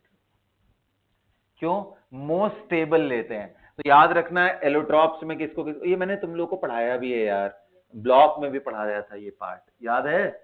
ब्लॉक में पढ़ाया था, मैंने बोला था कार्बन का ग्रेफाइट लेते हैं स्टैंडर्ड फॉर्म में, सल्फर का रोम्बिक सल्फर ना, और फास्फोरस का व्हाइट लेते हैं, याद आ रहा है क्या? ऑक्सीजन का O2 लेते हैं, O3 नहीं लेते हैं, ये सब ध्यान है। ये उनका स्टैंडर्ड फॉर्म होता है, क्लियर? और जैसे ही मैंने स्टैंडर्ड फॉर्म लिख दिया, तो कभी कभी अगर ये क्वेश्चन पूछ ले कि find this value will be enthalpy of formation of O2 gas will be, तो आप बोलोगे इसका मतलब क्या हुआ? उस रिएक्शन का एंथैल्पी जिसमें 1 मोल O2 बन रहा हो, कहां से? अपने स्टैंडर्ड फॉर्म, ऑक्सीजन का स्टैंडर्ड फॉर्म भी O2 गैस ही है, तो डेल्टा H क्या आ गया? 0। इसलिए बोलते हैं स्टैंडर्ड एलिमेंट का एंथैल्पी ऑफ फॉर्मेशन हमेशा 0 होता है। एक बार इसी पे ना बेवकूफ बनाने वाला क्वेश्चन आ गया था, पूछा था डेल्टा H0 Br2 लिक्विड का वैल्यू 0 होगा नॉन 0 होगा? 0। लेकिन वही डेल्टा H0 Br2 गैस का वैल्यू क्या होगा? नॉन 0, क्योंकि bromine at standard condition liquid में होता है, तो आप लिक्विड से गैस बनाओगे तो नॉन 0 आएगा ना, तो इसे ध्यान रखना, it is non 0 and it is 0। समझ में आ गया बेटा? तो ये सब समझ में, फॉर्मेशन जैसे ही बोले तो 1 मोल प्रोडक्ट बनाना है, कहां से बनाना है? उसके एलिमेंट, एलोट्रॉप हो गया तो उनके करस्पॉन्डिंग फॉर्म से चले जाएंगे। Okay, so we are done. अब लास्ट पार्ट कौन सा बच गया? Enthalpy of neutralisation. वो बड़ा अलग सा है, अलग सा इसलिए है क्योंकि न्यूट्रलाइजेशन रिएक्शन में 1 मोल जैसी कोई चीज डिफाइन नहीं कर सकते, क्योंकि भाई 1 मोल एसिड हो सकता है 2 मोल H प्लस आयन दे रहा हो, और 1 मोल बेस हो सकता है 1 मोल H प्लस आयन दे रहा हो, तो रिएक्शन ही कंप्लीट नहीं होगा। इसलिए यहां पे वर्ड आता है इक्विवेलेंट का। Enthalpy of neutralization of any acid base reaction is equal to the enthalpy change when one equivalent of acid react with one equivalent of base। कहने का मतलब अगर मैंने बोल दिया H2SO4 प्लस NaOH यहां 2 लगा करके, और ये बना दिया Na2SO4 प्लस 2H2O, और अगर मैंने इसका इंथैल्पी ऑफ रिएक्शन दिया है आपको से फॉर एग्जांपल माइनस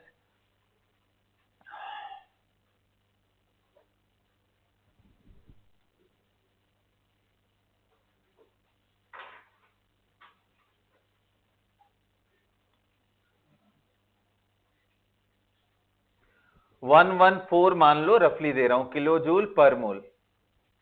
मैं पूछूं कि बताओ enthalpy of neutralization for the above reaction कितना है, तो आप बोलोगे भाई 1 मोल H2SO4 का मतलब number of equivalent of H2SO4 कितना आ गया? 1 इंटू एन फैक्टर 2, एसिड है तो कितना आ गया? 2। इसका एन फैक्टर कितना आ गया? 1। इसका लेकिन मोल 2 हुआ है, तो इसका 2 इक्विवेलेंट, इसका 2 इक्विवेलेंट, इसका तो 2 इक्विवेलेंट, 2 इक्विवेलेंट का एनर्जी इतना है, तो 1 इक्विवेलेंट 1 इक्विवेलेंट का हाफ होगा, -114 डिवाइडेड बाई 2। पहली चीज तो ये है, ठीक है, लिख लो।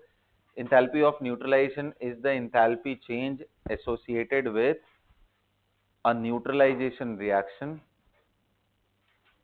enthalpy change associated with a neutralization reaction, enthalpy change associated with a neutralization reaction where one equivalent of an acid where one equivalent of an acid where one equivalent of an acid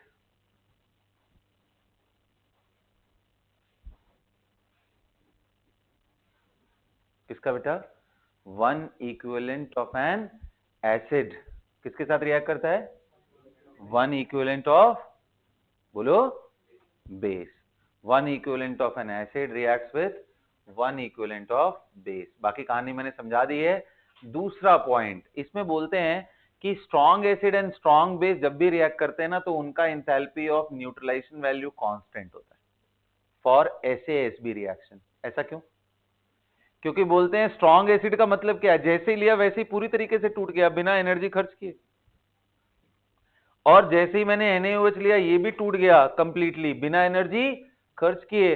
तो अंदर reaction technically H plus and OH minus कर रहे हैं, और जब H plus OH minus कर रहे हो तो यार वो कहीं से भी आ रहे हो, क्या फर्क पड़ता है? तो इनका डेल्टा H तो फिक्स होगा हमेशा, और वो कितना होता है? -13.7 कैलोरी, या 6 होता है या 7 होता है, ऐसे कुछ है, कैलोरी पर इक्विवेलेंट। या फिर इसको किलो जूल में बदलोगे तो मेरे ख्याल से -57 आएगा, एक्सोथर्मिक होता है ना। देख लेना बच्चों, ये वैल्यूज आप प्लीज रेफर कर लेना एक बार, मुझे लगता है किलो किलो कैलोरी होगा, चेक कर लेना तुम लोग, ठीक है, ये एनसीईआरटी में आपको मिल जाएगा। सबको सबको समझ आ गया मैं क्या बोलना चाह रहा हूं, ये बात, this is very very important, ठीक है, ये बात लिख भी लेना। Enthalpy of neutralization for strong acid strong base reaction will be a fixed value. क्यों? क्योंकि सभी में कौन रिएक्ट कर रहा होता है, H+ आयन है। अच्छा, बोल देते हैं कि वीक एसिड में फिर क्या हो जाएगा, जैसे मान लो CH3COH ले लिया और मैंने ले लिया NaOH, और ये बन गया CH3COONA प्लस H2O, तो इसका इंथैल्पी ऑफ न्यूट्रलाइजेशन का वैल्यू क्या आएगा, सो डेल्टा H0N की वैल्यू, कितने लोग कह रहे हैं कि वो स्ट्रॉन्ग एसिड के बराबर तो नहीं आने वाला है, मतलब डेल्टा H0N SASB, अब ये वैल्यू यही यार, यही जो रखा है ये इतना नहीं आ सकता। वो क्यों नहीं आ सकता, क्योंकि इसमें कुछ एनर्जी इसने आयोनाइजेशन में भी खत्म किया है, और कितना खत्म किया है वही देखना पड़ता है। तो मान लो वो ऐसे लिखा हुआ है और उसने बोला है कि CH3COO -H+ आयन, इक्विलिब्रियम नहीं पूरी तरीके से, और बोल दे कि इंथैल्पी ऑफ आयोनाइजेशन का जो वैल्यू आ रहा है इसके, से फॉर एग्जांपल अगर वो x है, या उसी के फॉर्म में लिखते हैं, तो डेल्टा H0 की वैल्यू क्या आएगी, अगर ये पूरी तरीके से आयोनाइज हो जाता तो ये और ये रिएक्ट करते तो इतनी एनर्जी निकलती, लेकिन इतना एनर्जी निकला इसलिए नहीं क्योंकि आयनेशन में, यानी प्लस क्या करोगे, बोलो, प्लस क्या रखोगे, fraction of CH3COOH unionised multiply by delta H ionization. अच्छा, ये फ्रैक्शन क्यों लिख रहा हूं, क्योंकि भाई आप पानी में डालोगे तो बिना बाहर से एनर्जी दिए कुछ ना कुछ परसेंट ऑलरेडी टूट जाता है, वीक एसिड है ना, मान लो 10% टूट गया तो तब 90% अभी बचा है ना, तो उस 90% को पहले आयोनाइज करो, तो 90/100 इंटू डेल्टा H आयोनाइजेशन जब आप इसमें जोड़ोगे तो वो इस रिएक्शन के इंथैल्पी चेंज के बराबर आएगा, है बड़ा सिंपल सा ना। बेसिकली इस रिएक्शन का enthalpy plus strong acid strong base का enthalpy will be equal to this value, enthalpy of neutralisation, वो इस लॉ से जोड़ लोगे तो आ जाएगा। अगर मान लो ये बोला कि बिल्कुल आयोनाइज नहीं हुआ या वो परसेंटेज वगैरह दिया ही नहीं है, तो फ्रैक्शन को क्या मान लोगे, 1, ऐसा मान लो कि ये आयोनाइज हुआ ही नहीं, पूरी तरीके से तोड़ने में जो एनर्जी लग रही है वो सब दे रहा है। समझ आ गया बेटा, ये क्या था, इंथैल्पी ऑफ न्यूट्रलाइजेशन। इसी के साथ आपका इंथैल्पी सेगमेंट पूरी तरीके से खत्म होता है, कंप्लीटली खत्म होता है। अब आते हैं सबसे इजी टॉपिक पे, जिसका नाम क्या है, इंट्रोपी। हेडिंग डालो, entropy, the most easiest part of all.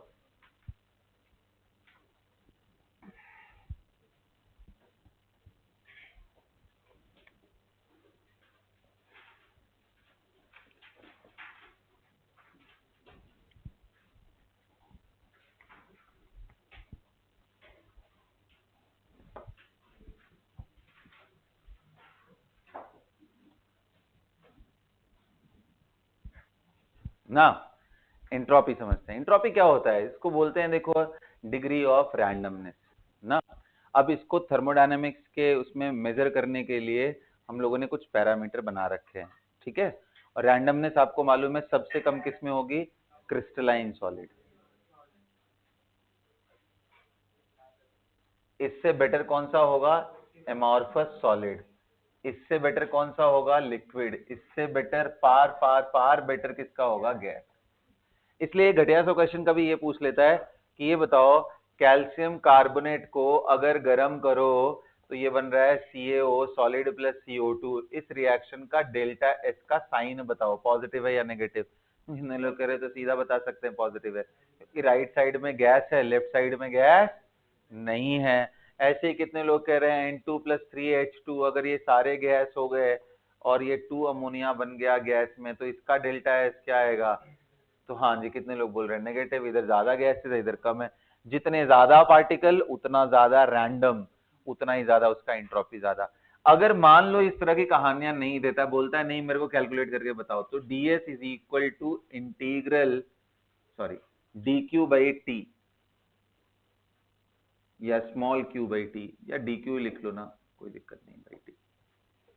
और dq बाई टी वो भी रिवर्सिबल याद रखना, क्योंकि इरिवर्सिबल चेंज हो गया तो टेम्परेचर ही डिफाइन। तो इंट्रोपी आप किसी और तरीके से निकालोगे, कैलकुलेट तो तब भी कर सकते, इस फॉर्मूले से नहीं निकाल पाएंगे, और तरीके से निकालेंगे। So ds is equal to D Q by T. अब बेटा फिर से वही कहानी आएगी यहां पे, याद करो फिजिकल चेंजेस। फिजिकल चेंजेस में भी मैं कैटेगरीज बनाऊंगा, solid to solid, solid liquid transformation, liquid gas transformation, फिर आइडियल गैस T1 से T2, V1 से V2, P1 से P2, N1 से N1 ही, ठीक है ना, मोल नहीं बदलना है। अब फिजिकल चेंजेस में सॉलिड टू सॉलिड चेंजेस में क्या होता है आपको मालूम है भाई, हमें Q का वैल्यू मालूम होता है, DQ का वैल्यू मालूम होता है, MSDT या NCDT। अभी कितने लोग करें यहां चेंज इन एंट्रोपी निकालना हो तो integral of DQ by T करेंगे, DQ के जगह पे NCDT आ जाएगा डिवाइडेड बाई टी। क्या घटिया सा चीज नहीं है NCln T2 बाई T1, बोलो ना। और कितने लोग करें फेज ट्रांजिशन में तो सर ये टेम्परेचर ही कांस्टेंट होता है इसके केस में, तो डेल्टा एस कितना निकल के आएगा 1/t times of integral of dq, और dq का वैल्यू किसके बराबर होगा, अब वो निकाल लेना, या तो m into L phase transition में मास इंटू लेटेंट हीट, या फिर डेल्टा एच। तो कई बार डेल्टा एच बाई टी भी लिखोगे तो गलत नहीं है, क्योंकि डेल्टा एच ही हीट के बराबर होता है कांस्टेंट प्रेशर पे। यस और नो। कितने लोग करें यही कहानी यहां पे भी हो जाएगा, टेम्परेचर कांस्टेंट है। आइडियल गैस के लिए यहां डिराइव कर लेते हैं। कितने लोग कह रहे हैं डायरेक्ट तो अब डिराइव नहीं कर पाएंगे, तो डीक्यू को हम फर्स्ट लॉ ऑफ थर्मोडायनेमिक्स से यूज करते हैं, क्या आएगा डी प्लस पीडीवी, अगर नॉन पीवी वर्क डन हो रहा है तो। यस और नो।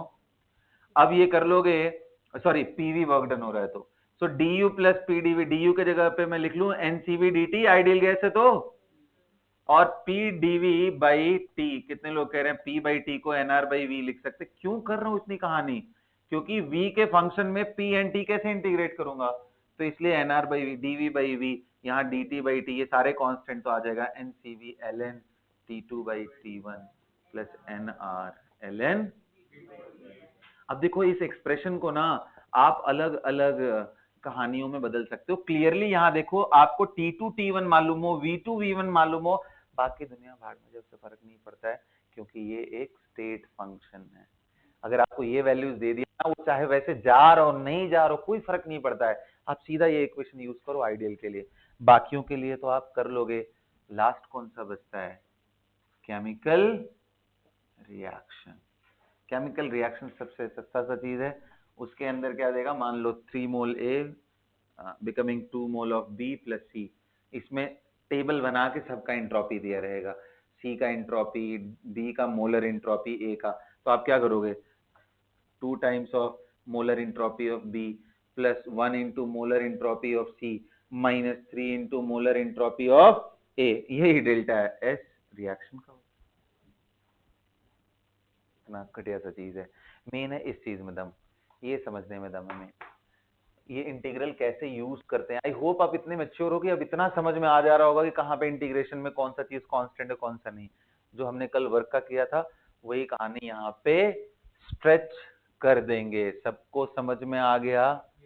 ओके, अब एक लॉ है यूनिवर्स का जिसको हम सेकेंड लॉ ऑफ थर्मोडायनेमिक्स के नाम, हालांकि सेकेंड लॉ ऑफ थर्मोडायनेमिक्स के बहुत सारे स्टेटमेंट होंगे, कुछ फिजिक्स में भी सर ने पढ़ाया होगा, राइट, पढ़ाया है सेकेंड लॉ ऑफ थर्मोडायनेमिक्स, नहीं तो आप लोग जब भी डिस्कशन करेंगे सर से तो एक बार ही करना। सेकेंड लॉ ऑफ थर्मोडायनेमिक्स का केमिस्ट्री वर्जन क्या है वो मैं समझाता हूँ। केमिस्ट्री वर्जन ये है कि पूरे दुनिया की एंट्रोपी, जितने स्पॉन्टेनियस चेंजेस होते जाएंगे पूरे दुनिया का एंट्रोपी बढ़ता जाएगा। Delta S system plus delta S surrounding का वैल्यू ग्रेटर देन 0 होगा फॉर स्पॉन्टेनियस चेंज। अगर ये 0 हो गया सम तो समझ लेना इक्विलिब्रियम आ गया है, लेस देन 0 है तो वो process possible, entropy of universe for spontaneous change must increase. ये सेकेंड लॉ ऑफ थर्मोडायनेमिक्स है। कोई भी प्रोसेस उस डायरेक्शन में स्पॉन्टेनियस होगा जिधर जाने से यूनिवर्स की एंट्रोपी क्या हो रही हो, बढ़ रही हो। किसकी एंट्रोपी बढ़ रही हो, यूनिवर्स की एंट्रोपी बढ़ रही हो, तो हमेशा वो चीजें उधर की तरफ जाएंगी। अब देखो एंट्रोपी में हमें दोनों चीजों पे फोकस करना पड़ रहा है, सिस्टम एंड सराउंडिंग दोनों पे। सो एक लास्ट फॉर्मुलेशन है जिसको हम बोलते हैं गिब्स फ्री, और ये ध्यान रखना बेटा ये भी एक स्टेट फंक्शन। जी को डिफाइन कैसे करते हैं, H माइनस टी एस। अब देखो इसके ना अलग अलग फॉर्मुलेशन है। केमिकल रिएक्शन, एक होता है कि ए से बी सीधा सीधा बन गया, और एक होता है केमिकल रिएक्शन में रिवर्सिबल ए से बी बन रहा है। तो जब हम इसकी बात कर रहे होते हैं तो हम तो ये देखते हैं ना इनिशियली ये है फाइनली ये है, तो इसका डेल्टा जी बताओ। जब ये बात कर रहे होते हैं तो हम प्रोग्रेस चेक कर रहे होते हैं कि यार जब बी इतना बन गया ये इतना बचा तब बताओ। सो प्रोग्रेस के लिए अलग इक्वेशन, इसके लिए अलग। इसके लिए क्या लगाओगे, delta G is equal to delta H minus T delta H. क्यों, टी कांस्टेंट था क्या, हाँ जी, केमिकल रिएक्शन में टी का value final and initial constant होता है।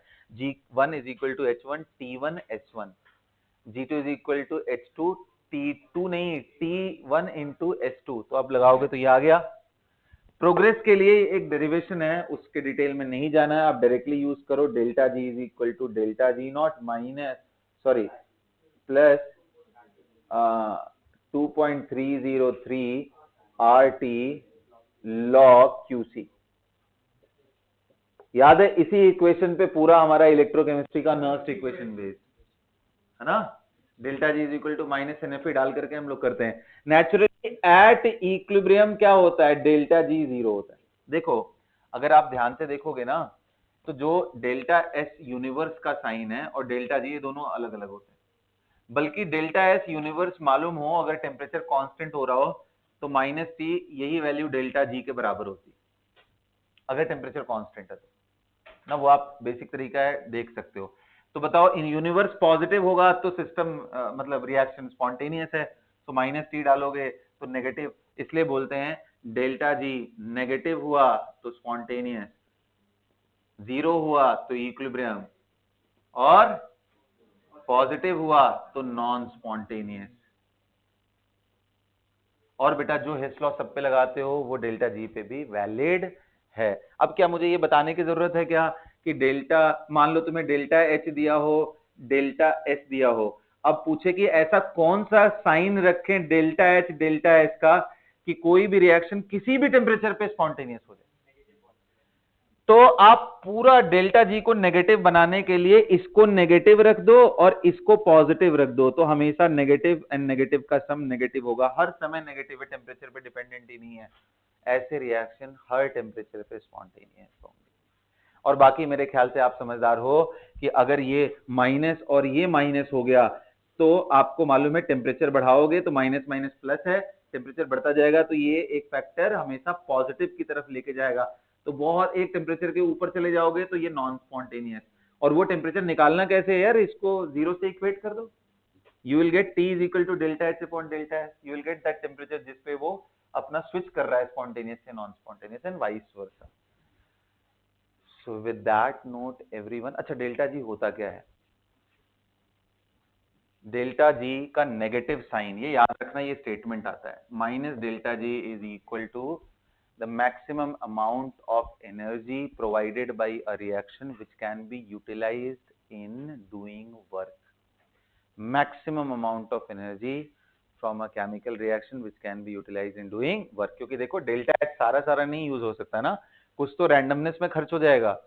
देखो वही रैंडमनेस वाला पार्ट हटा रहे हैं, टी डेल्टा एच, वो हटाने के बाद जो बचा हुआ है वही एनर्जी अवेलेबल है वर्क डन करने के लिए। इसीलिए डेल्टा जी को, माइनस डेल्टा जी को हम NFE लिखते हैं, Q इंटू, समझ गए।